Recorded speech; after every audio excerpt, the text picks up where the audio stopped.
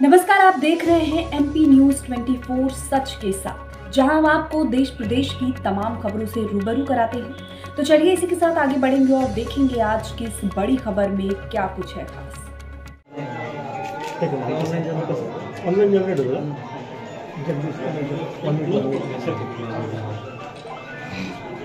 एक मिनिट हा सर.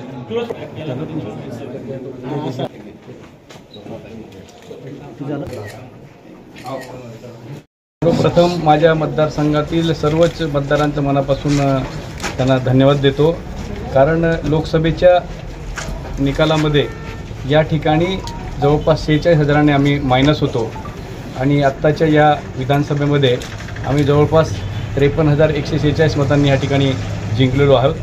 म्हणून पुन्हा एकदा जनतेचे खूप मनापासून आभार व्यक्त करतो। त्यात भारतीय जनता पक्षाचे सर्वच कार्यकर्ते, पदाधिकारी आणि या परिसराचे भाग्यविधाते आदरणीय बापूसाहेब मकरंदभाई असतील, आमचे महामंत्रीच्या मार्गदर्शनाखाली, जिल्हाध्यक्षांच्या मार्गदर्शनाखाली सर्वच कार्यकर्त्यांनी, पदाधिकाऱ्यांनी मन लावून या ठिकाणी काम करून अतिशय मेहनत घेऊन एवढे मताधिक्य या ठिकाणी मिळवून दिलेले, त्याचे सर्वांच्या मनापासून या ठिकाणी आभार व्यक्त करतो। साहेब, आपल्या लाडकी बहीण सारख्या योजना ज्या यावेळेस सुरू करण्यात आल्या भारतीय जनता पार्टी किंवा महायुतीकडनं, त्याचा हा परिणाम म्हणता येईल? संपूर्ण महाराष्ट्रातच आपल्याला भारतीय जनता पक्षाची लाट त्या ठिकाणी दिसून येते।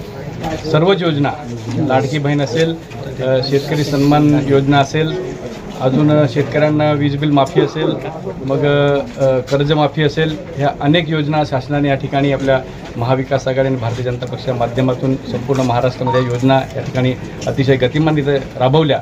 म्हणून ह्या जनतेने एकतर्फा महायुतीला आणि त्यात भारतीय जनता पक्षाला मोठ्या प्रमाणात या ठिकाणी जागा निवडून दिल्या, त्याबद्दल संपूर्ण महाराष्ट्र जनतेचे देखील मी मनापासून आभार व्यक्त करतो।